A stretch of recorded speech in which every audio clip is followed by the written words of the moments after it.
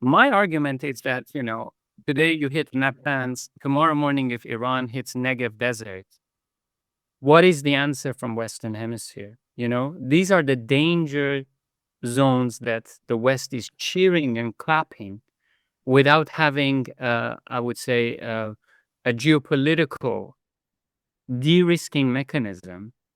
And then they find themselves in a very challenging position. The escalation ladder, in my opinion, is escalation hyperloop right now.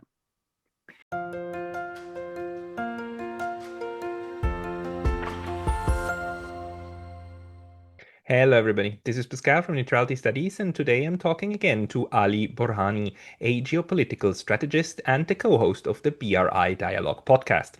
Ali recently also started a Substack called FuturEarly, so please check it out. He posts very interesting insights and analysis over there as well. Ali is a Canadian with Persian roots, so today we want to discuss the many levels on which this so-called 12-day war is going to impact the political and economic situation of the globe. Ali, welcome back. Thank you, Pascal. Pleasure to be with you. Glad to having you back. Last time we already talked about geoeconomics, but also a lot about China. And, the last couple of weeks were extremely dramatic also because of what happened to, a place also very dear to your heart. Can you maybe tell us a little bit about the your analysis of where this sudden war with Iran was coming from? Well, I am pleased to be with you on neutrality studies, a subject that deserves much more attention these days in particular. But allow me to start with a poem.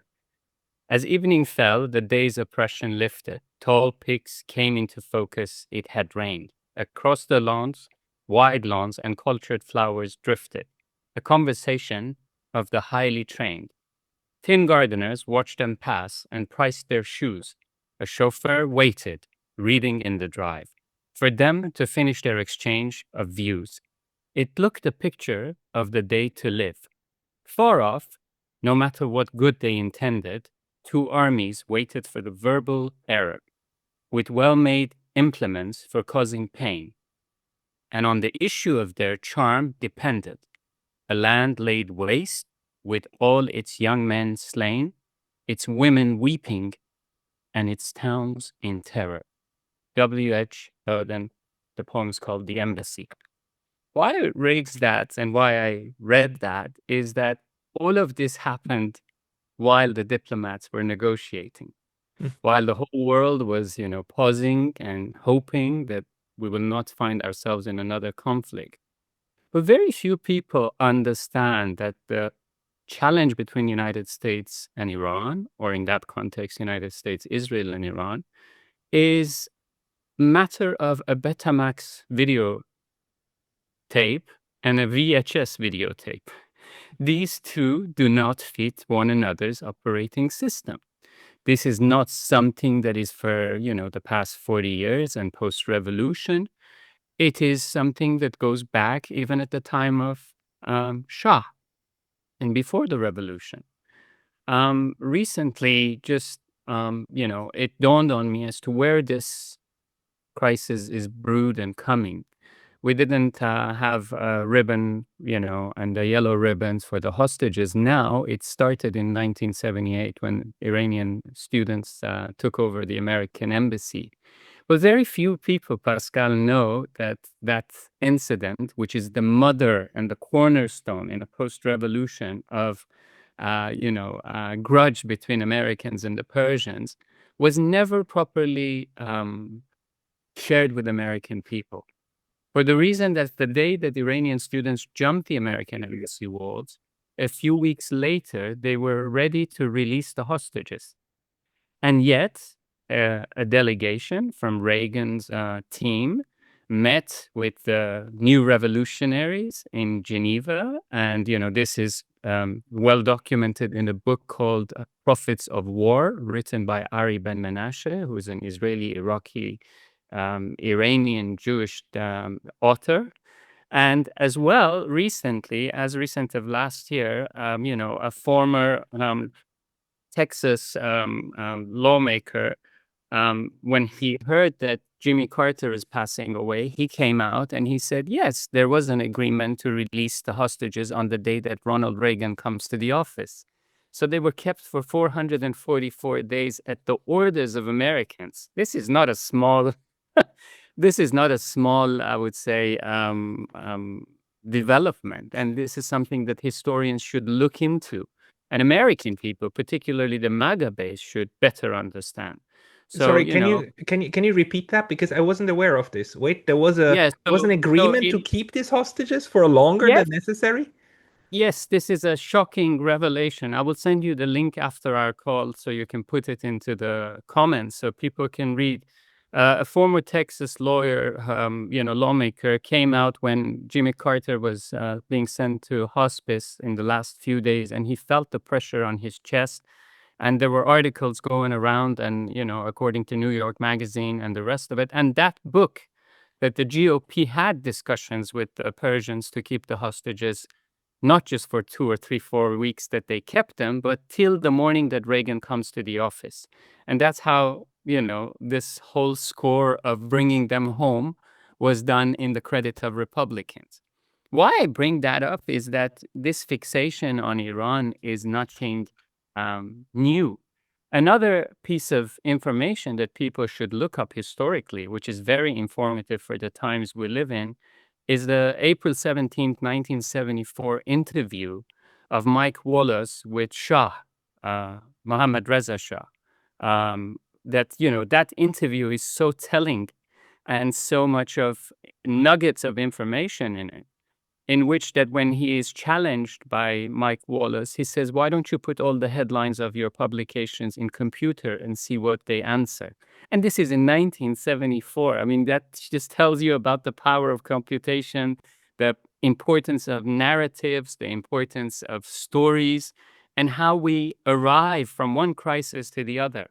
Now, when you look at the latest issue in the region, I would like to go, and I will share those links with you, of course, to share them with your audience.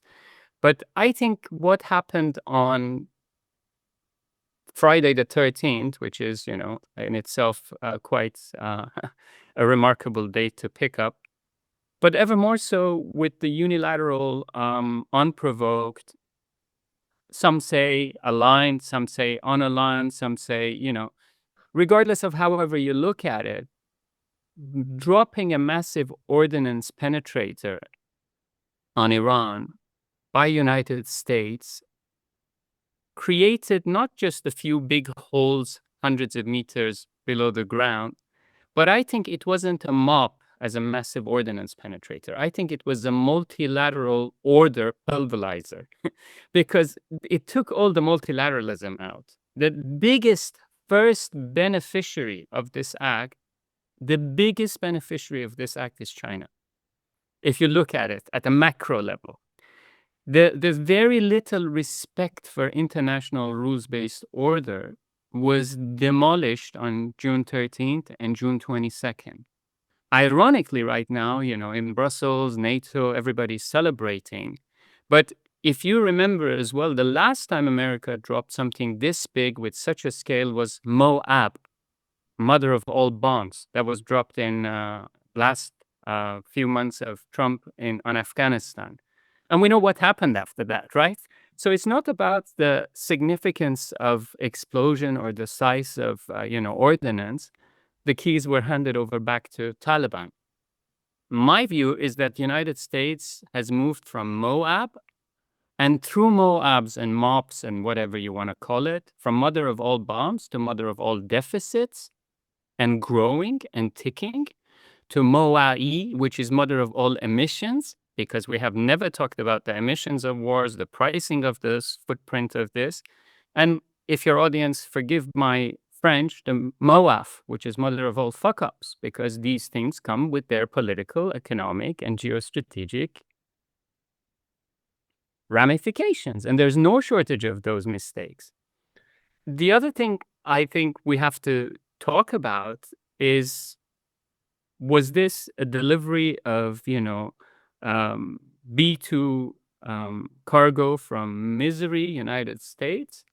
Was it a delivery of misery to play with words, or are we arriving to something new? And I'll stop there and ask you any questions you may have, but just to set the scene as how we have arrived here. No, it's a huge scene, and you haven't even touched at the role of Israel in this entire thing yet, because the one of the things we've been trying to guess in the back is like who is pushing who? Is it Israel who's pushing the United States into a new Gulf War, or is it the United States that's abusing, no, that's abusing, that's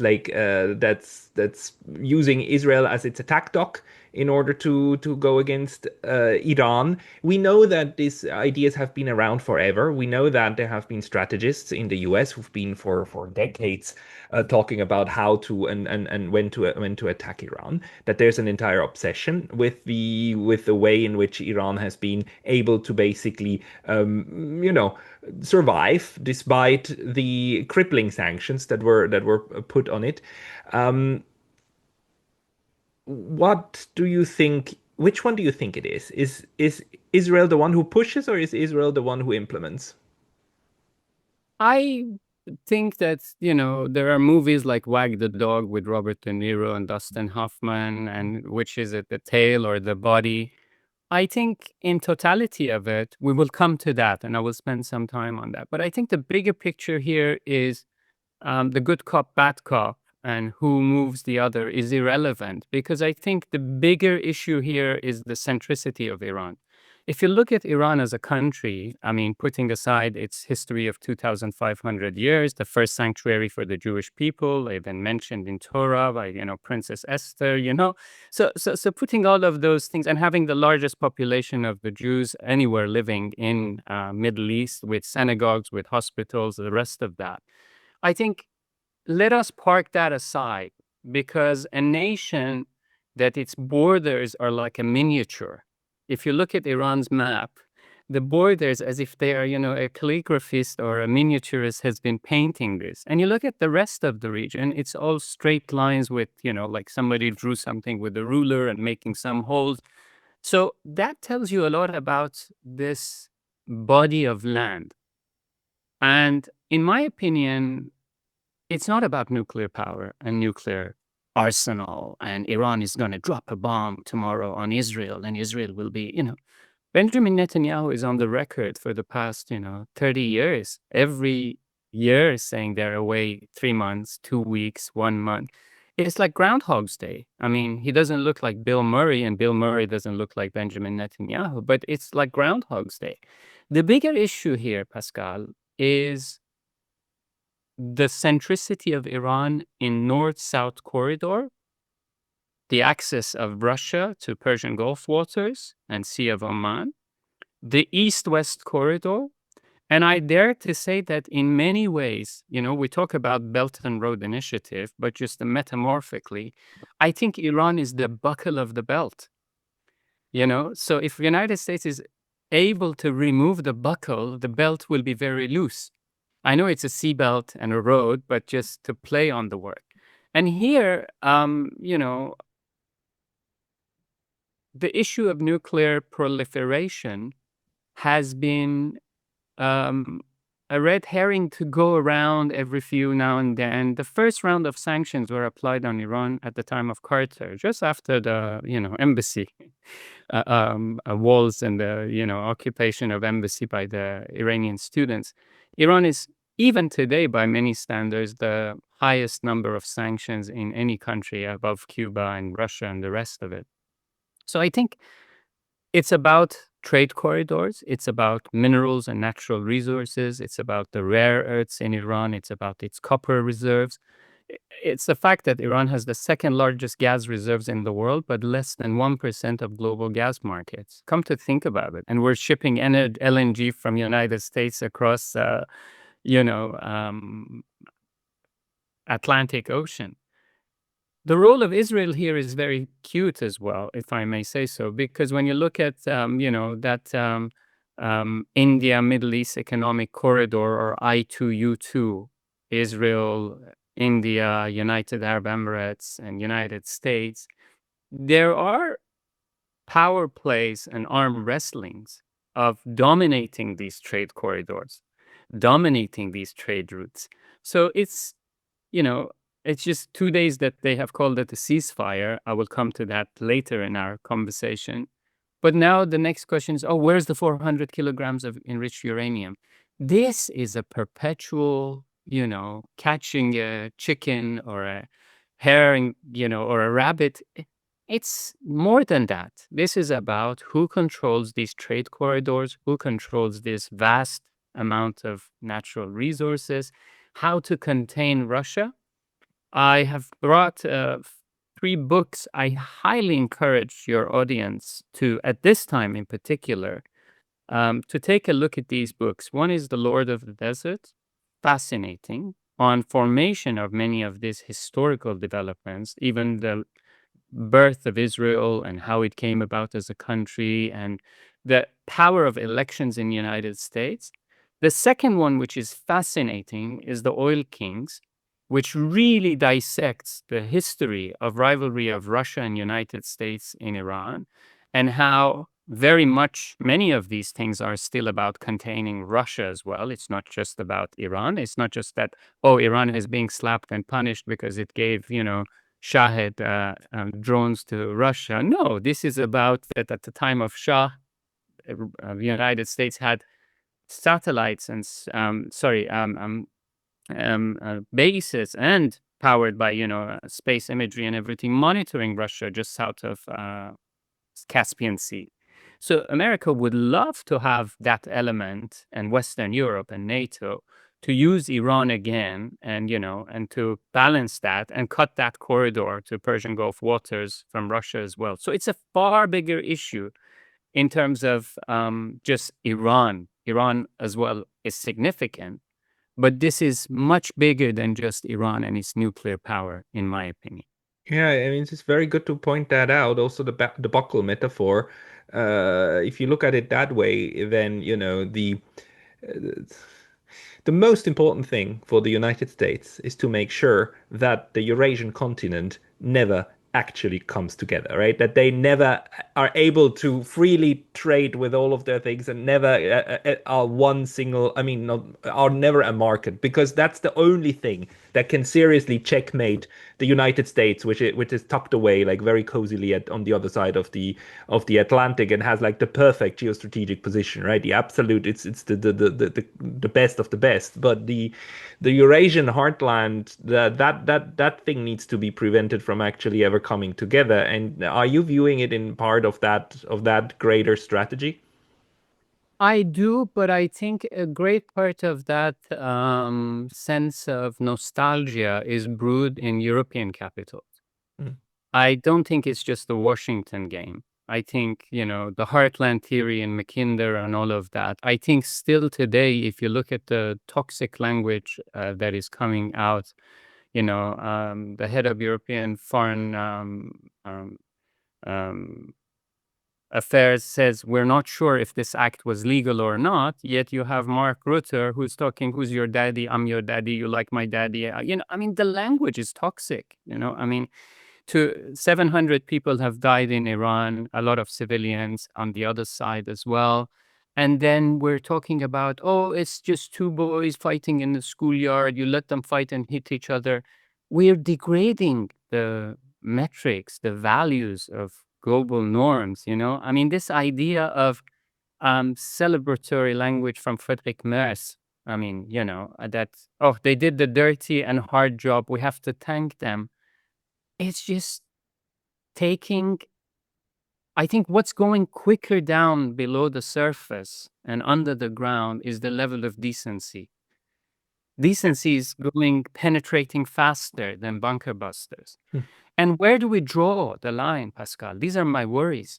It wasn't that far. Sorry, go ahead. I know it's just like, this is what happens when societies fall into militarism and into when they start abandoning these principles that are supposed to keep us away from that. They do that. I mean, rhetorical escalation goes hand in hand with military escalation. So we are seeing Europe like going down the drains. We see now with the NATO summit how they're going down the drain of this militarism, which will lead to more death and destruction. Utterly clear. The question is a bit like, what does What does the fact that the regime change or whatever it was didn't completely succeed? Yes, we had, and now we are in a new world in which it was possible for the US to strike Iran, and it kind of creates this new precedent that the entire West now accepts that, oh no, if we strike somebody again, it's fine. It's again, we are just reaffirming that Iraq was fine, Libya was fine, Iran is fine. We are setting this in stone also for our own way of thinking about using force in international relations. But the the outcome, there's no, I mean, Iran is not broken yet. So Iran still is standing. So what does this do now to the setup?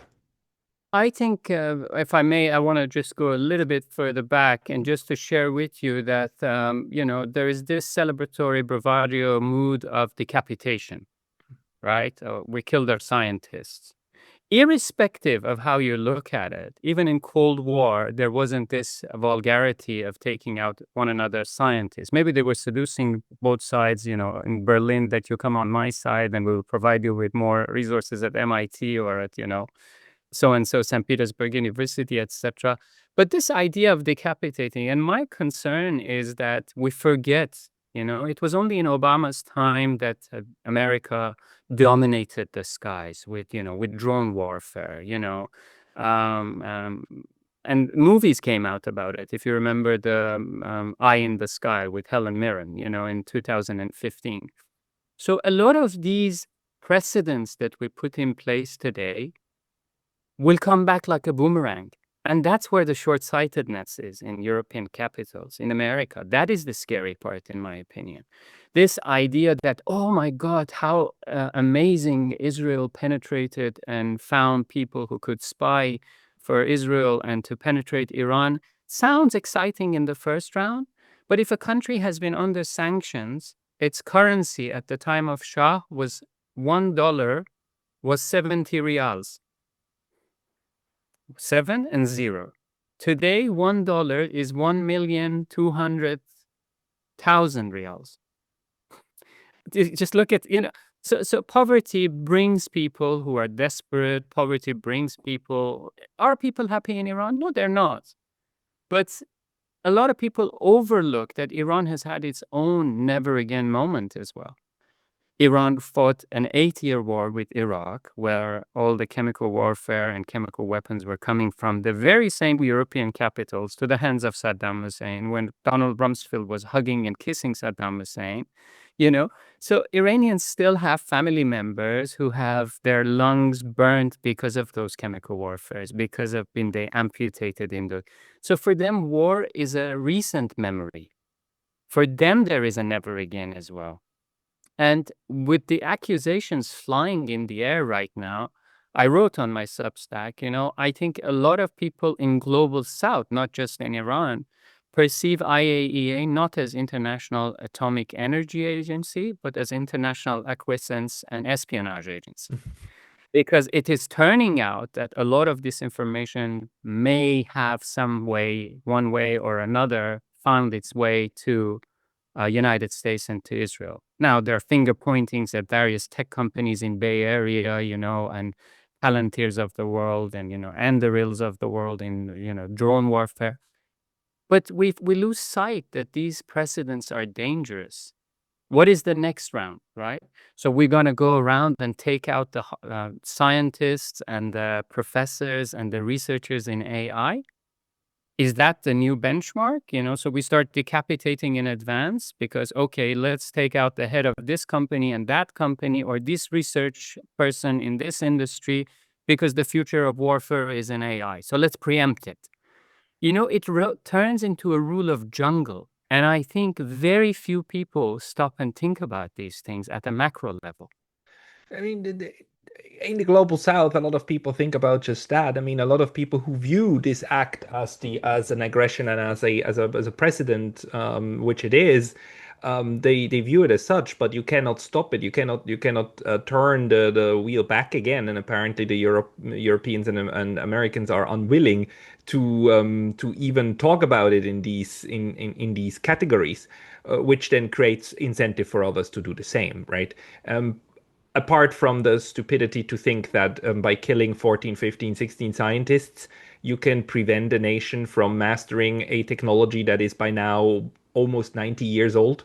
It's like, this is not news. I mean, and there's not only like a handful of scientists who can work on that, especially not in a 90 million country like Iran. It's just a stupid idea. Um, I think you're absolutely right. And none of this is to mask the, absolutely, I would say, dislocation, unhappiness economically, in many ways, socially, culturally, among the Persian population. But we shouldn't look over Napa. Napa is not Napa Valley, is nationalistic and patriotic sense of Iranians. This is a country that was occupied by Mughals, by Ottomans, by, during the Second World War, Allied forces came in, So the key question is not just that our literature goes back, our poetry goes back from Rumi to Hafez to Sadi. So this is a very tricky balance right now in terms of another regime change. It always sounds easy, but none of these regime changes have made Libya more prosperous. Iraq, I mean, and Nirvana. Iraq still to this day, a lot of people don't know this. Iraq still has to have the United States approval on capital projects, on how it deploys its own oil earned money you know, for capital finance and projects. So Iranians see these things. Yes, there is a genuine, authentic yearning for development, for change. But I always ask my European friends as well. I say, regardless, irrespective, I would be very curious to apply the same sanctions that Iran has gone under to any European country today, as of today, Germany, France, and let the AI, based on the same indicators, run a simulation and say what that society would look like in 40 years. This is not to give a pass to the mismanagement, corruption, all of the local domestic vices of the current structure. But sometimes we forget that, that it's mind-boggling when you think about it, that a country still to this day, 40 years later, under such a, I would say, draconian set of sanctions for average people, is still a threat. It's still a contender. It's still a military might. I mean, Israel's landmass, you can put 77 or 78 Israels in Iran from a landmass point of view. no, Just land.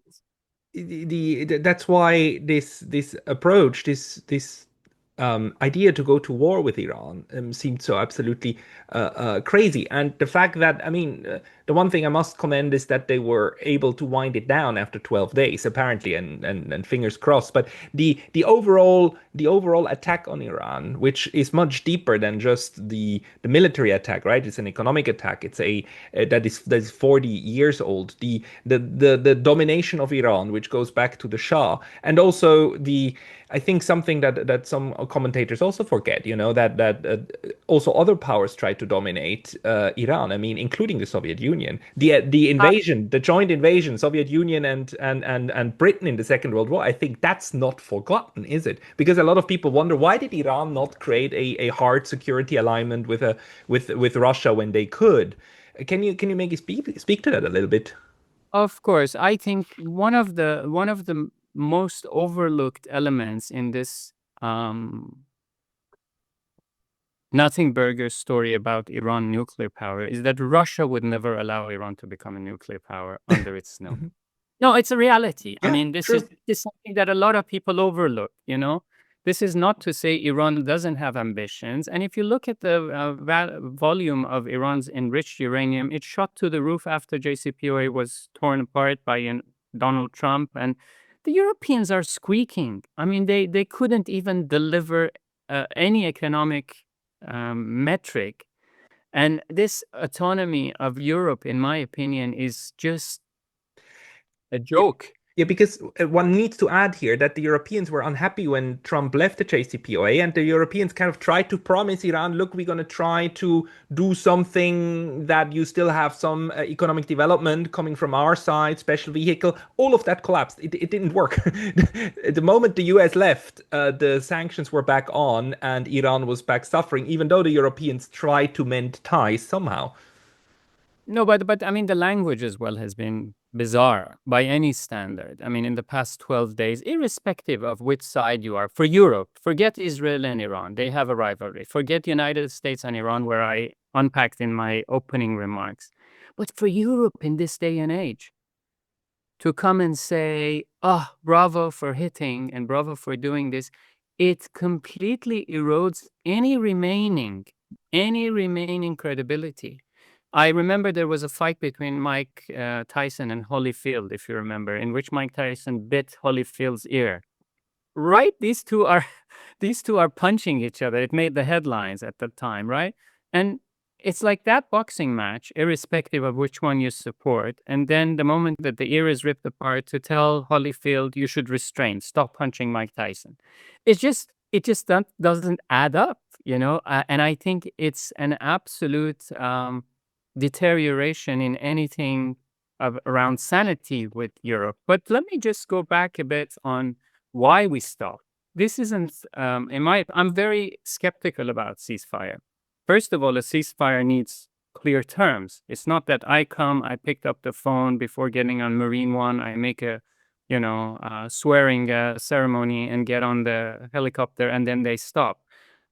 I don't think that Israel will see herself um, in any form, shape, or fashion constrained from authority to act based on the precedents. I mean, Israel has signed a ceasefire with Gaza. We know what came out of that. Israel has signed a ceasefire in Lebanon.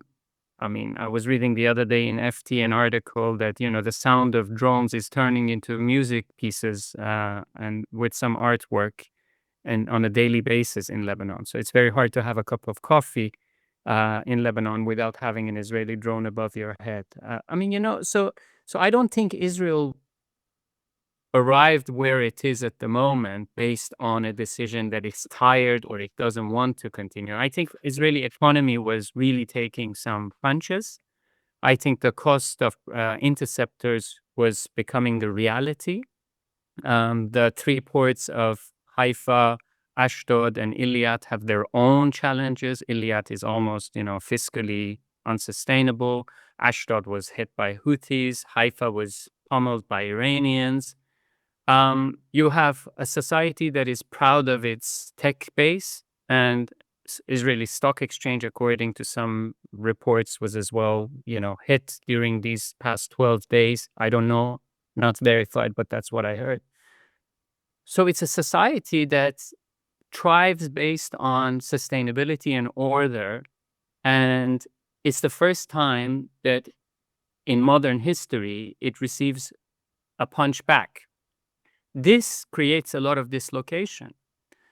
A lot of this population, I mean, if you look at the interviews in Tel Aviv or others, you hear more French and American New Yorker accents among people, and even in settler societies, than traditional Hebrew or, I don't know, Israeli accent. So a lot of them are mobile as well. IMF, World Bank, Haaretz, they're all showing economic indicators that from a cost are going up. The cost of drones of Iran or missiles of Iran is 1 to 10 in terms of dollar per dollar versus the interceptors and Iron Dome and Arrow and all of that. So, and at the same time, a lot of raw material of these toys have to come from China and rare earths of China. So China as well is playing that supply card with the United States, which is as well, a lot of the funding and military material is coming. So I am, frankly speaking, skeptical about how long this will last, sadly, as I may say so. I think this is a breather, and we may find ourselves after the snapback mechanism with Europeans, which is coming up in September, in a few months. And I think we find ourselves in September, October, sadly, in another round of conflict. Nothing as well to forget and overlook the fact that, um, there is an exodus among Israelis. This was a challenge. Some may go back on patriotic elements, but the balance of people who have left is not small. There is a downgrade of Moody's, of credit rating of Israel. Iran doesn't count in these things because it's been sanctioned for the past 40 years. So it's not like it will have a problem where being rated by Moody's or Standard and Poor and all of that. But for Israel, all of these things matter. 75% tourism collapse. The cost of military operation, and at the same time, foreign direct investment has dropped. 18%, according to Israel Export Institute, high-tech exports have fell by 18%. The debt, according to IMF, spiked 67% of GDP from pre-war time. These are real issues. And one element that nobody's looking at, or some people are looking at, is the impact that it will have on a long-term psyche of a nation of, 7 million people. Iran is 90 million people, right? And that is a 7 million population within Israel, not including, the Palestinians and the Israeli Arabs as well. And some of these young men have found themselves in military operations and in theaters of war. A lot of them, either out of, extreme naivety or stupidity or lack of direction, recorded themselves on TikTok, posted a lot of their. So a lot of them come back with very lively set of skills in tech industry because that's where they are. And as we saw with BCG, Boston Consulting Group, which found itself in hot waters with Gaza Humanitarian Corridor, which it made the headlines and then went down. BCG is one of the largest consulting firms in the world, and its consultants and partners were advising the Gaza Humanitarian corridor, which is mind-boggling. I mean, anyway, so the key questions for Israel are not just about can it defeat Iran, will it defeat Iran? It's a national issue because if tomorrow morning you have 10 reservists who are in Microsoft or in Google or in, any Western company, Oracle, and then they are persecuted and pursued by international law, lawyers, etc., based on their own, videos, etc. So this is not something that Israel, I think, can prolong. There is an economic cost. There is a reputational cost. There is, and it becomes a war of attrition that will eat many of the things that Israel is associated with, at least in the Western Hemisphere. And it's very costly for Israel. And for that matter, I was thinking that, in this latest crisis, Israel has, arrived to a point that there must be a learning and relearning and unlearning. A learning in a way that, okay, sometimes when you punch, you get punched back as well.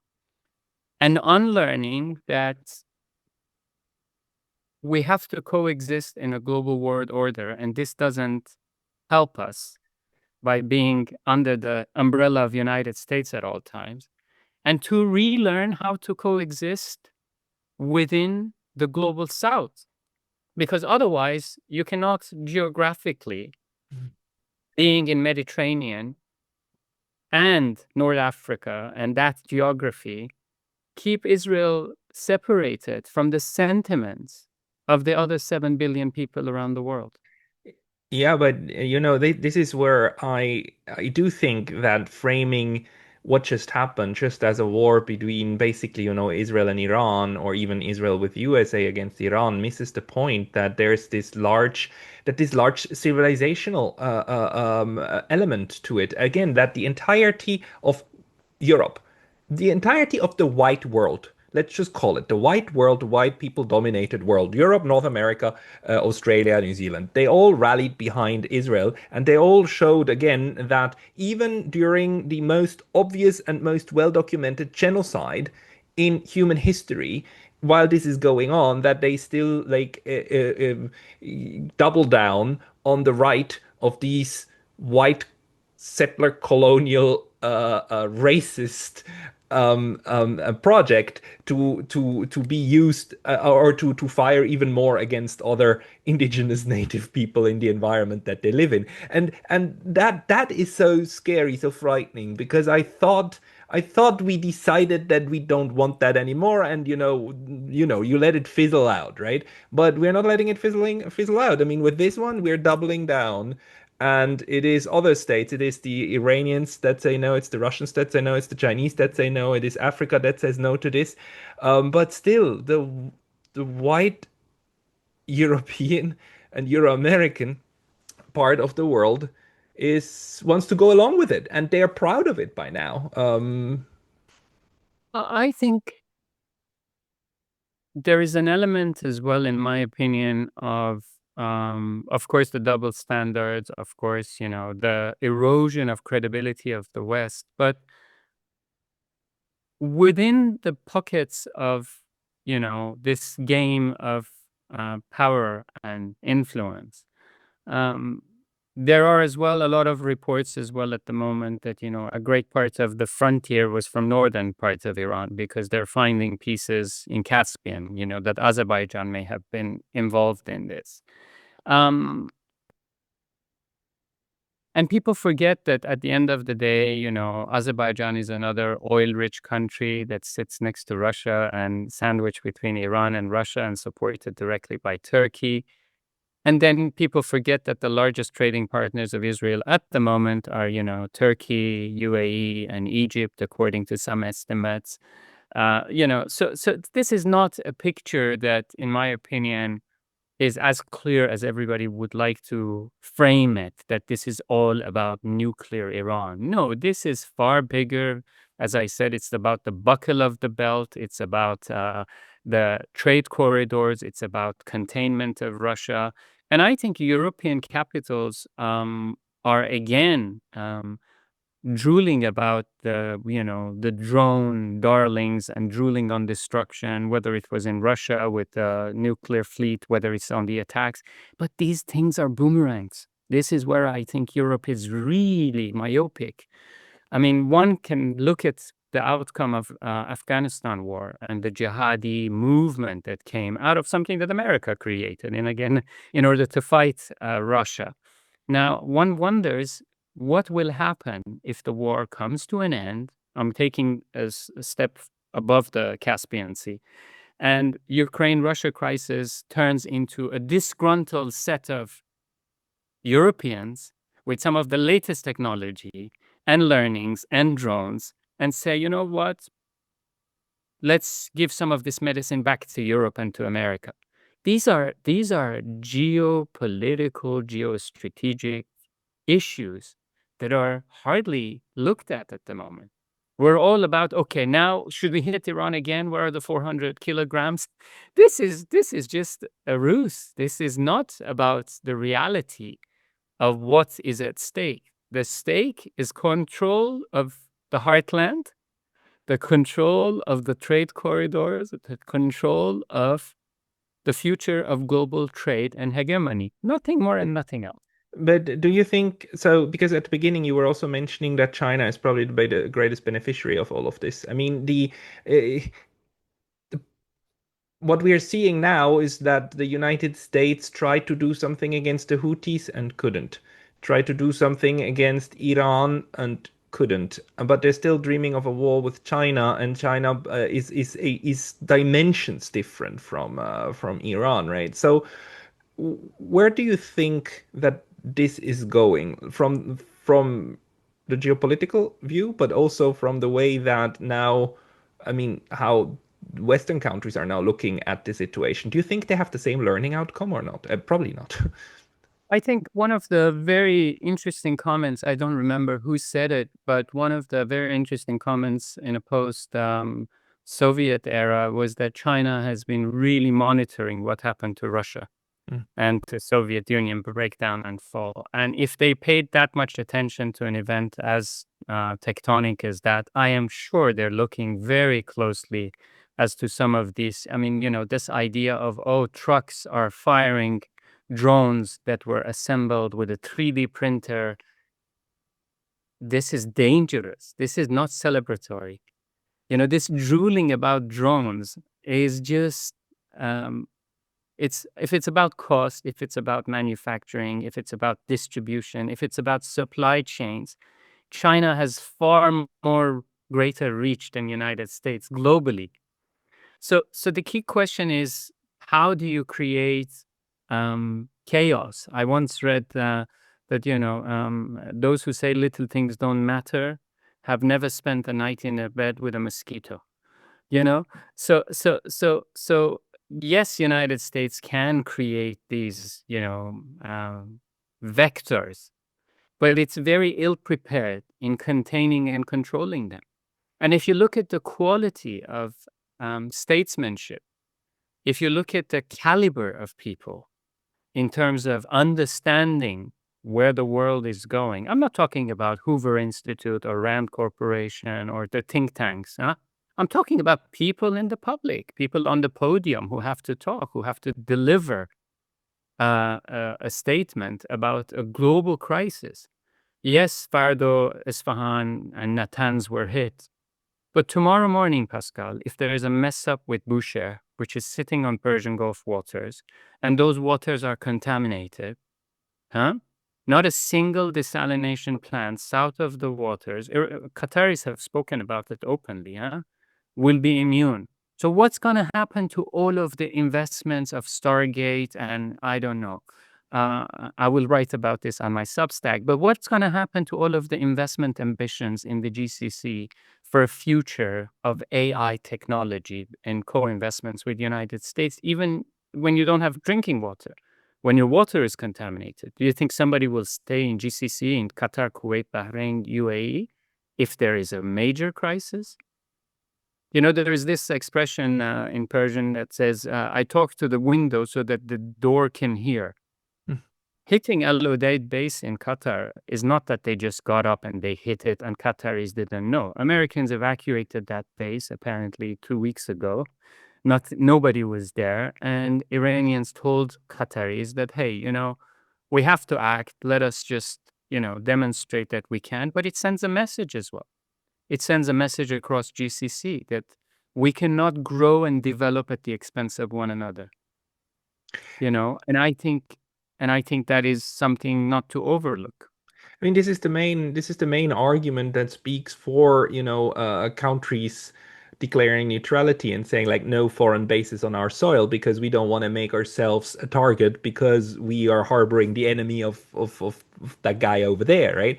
But do you think the region will actually think about this, right? We'll think about whether or not it is smart to have so many American bases around. Now, apart from the feasibility of like throwing the Americans out, I don't think it is feasible. But I don't. This is where I think we are very still thinking, in my opinion, not you, but majority, all of us, even the ones who are observing these trends and developments.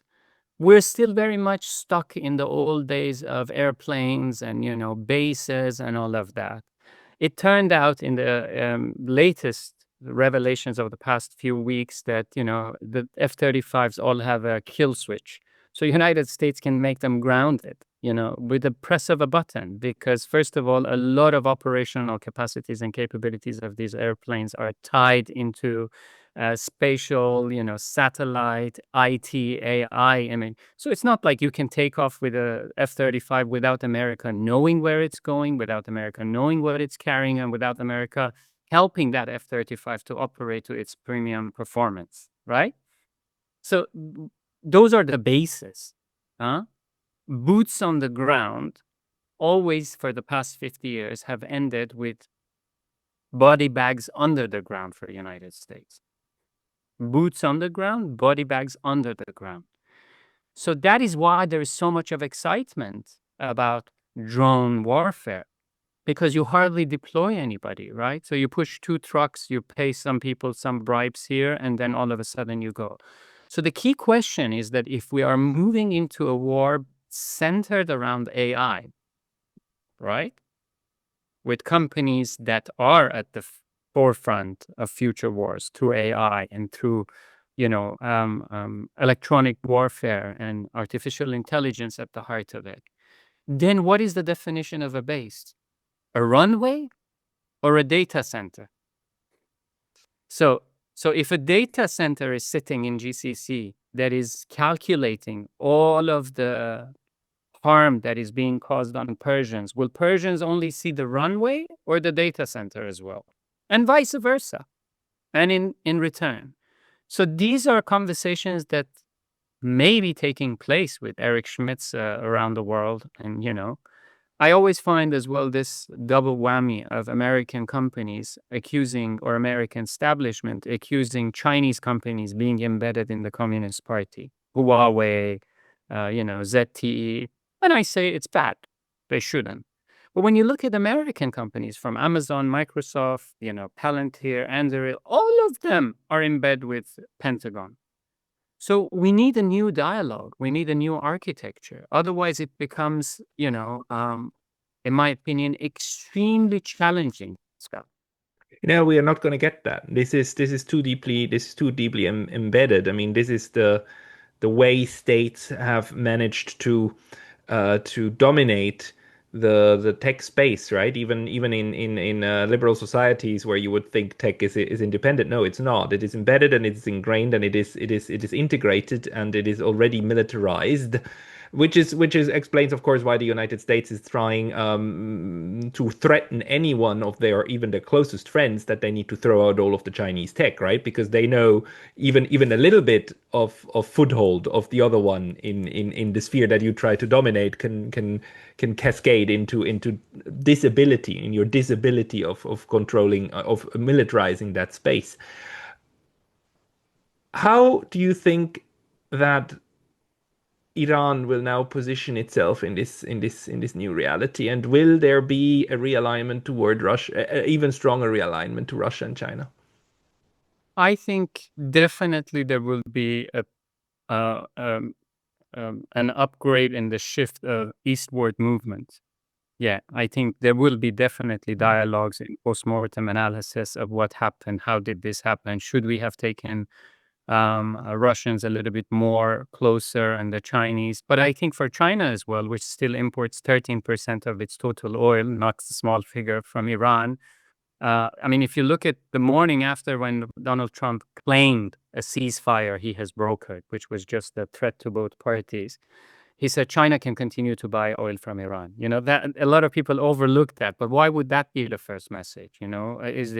Was this about China and oil, or how come that is one of the first sentences that comes out if you look at his press releases and reviews and his Truth Social? One of the first sentences he uttered after that was that China can continue to buy oil from Iran.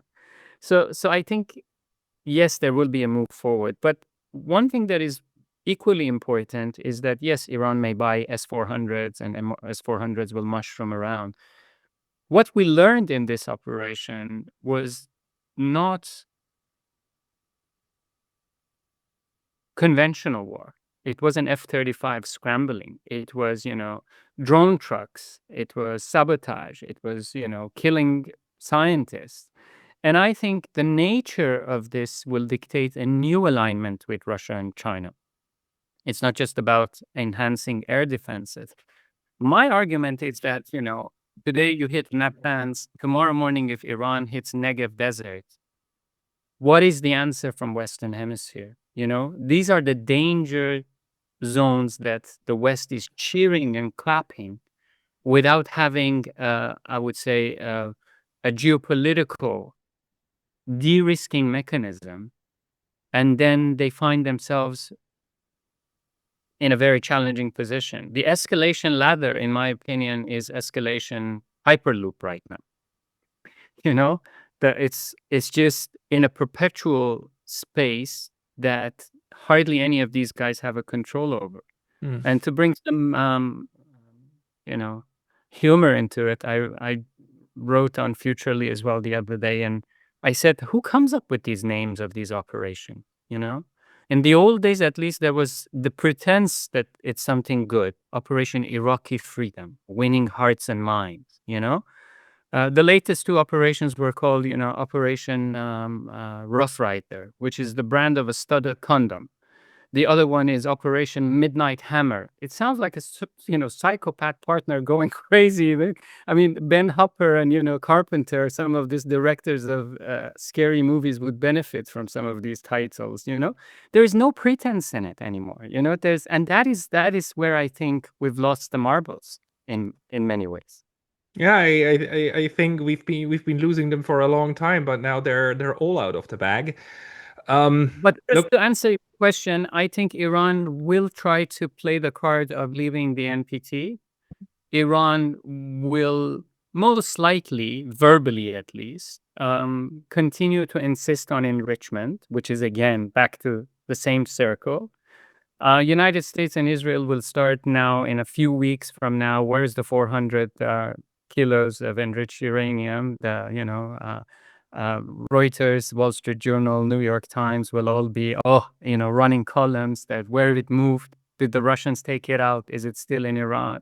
The damage assessment is still very early for everybody to know as to if this program is, replenishable, resurrectable. Again, I think what the United States dropped that day wasn't a MOP, uh, multi-massive ordnance penetrator. It was a multilateral order pulverizer.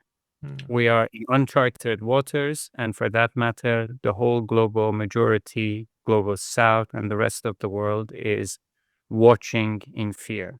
Rumi has a beautiful poem, and it says, "Beyond right and wrong, there is a place, and I shall meet you there." And I hope the heads on all sides, from Washington to Tel Aviv to Tehran, realize that beyond Negev and Natanz, there is a place, and for the sake of humanity, they should all meet there. Wise words, wise words. I do hope we get to that point. It's just it's a lot of insanity in my view, and the scary thing to me is I cannot even put my finger on where it is. It's distributed in the system, which makes it even scary. It would be easier. It would easier to bear if there was just one guy at the levers of power, and that's just a bad guy, and yeah, unfortunate. It would be easier than to think that it's all distributed in the system. It's the way that the whole thing moves. But Ali, people want to find you. They should go to your Substack. They should find BRI-Dialogue and anywhere else where they should find you. aliborhani.com, and that would be an easy one, and FuturEarly as well, which you kindly mentioned, and as well the BRI dialogues. Okay, I will put all of the links that you will send me into the description of this video. Everybody find Ali Borhani online.